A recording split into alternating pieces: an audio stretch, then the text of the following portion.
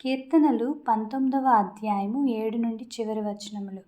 యెహోవా నియమించిన ధర్మశాస్త్రము యథార్థమైనది, అది ప్రాణమును తెప్పరిల్లజేయును.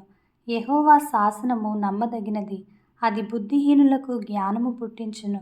యెహోవా ఉపదేశములు నిర్దోషమైనవి, అవి హృదయమును సంతోషపరచును. యెహోవా ఏర్పరచిన ధర్మము నిర్మలమైనది, అది కన్నులకు వెలుగునిచ్చును. యెహోవా యందైన భయము పవిత్రమైనది, అది నిత్యము నిలుచును. యెహోవా న్యాయవిధులు సత్యమైనవి, అవి కేవలము న్యాయమైనవి. అవి బంగారు కంటెను, విస్తారమైన మేలిమి బంగారు కంటెను కోరదగినవి. తేనె కంటెను, జుంటి తేనె దారల కంటెను మధురమైనవి.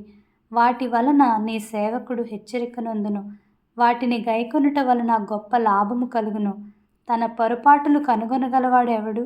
నేను రహస్యముగా చేసిన తప్పులు క్షమించి నన్ను నిర్దోషినిగా తీర్చుము. దురభిమాన పాపములో పడకుండా నీ సేవకుని ఆపుము. వాటిని నన్ను ఏలనీయకుము.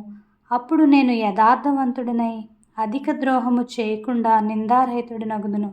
యెహోవా నా ఆశ్రయదుర్గమా, నా విమోచకుడా, నా నోటి మాటలు, నా హృదయ ధ్యానము నీ దృష్టికి అంగీకారములగునుగాక.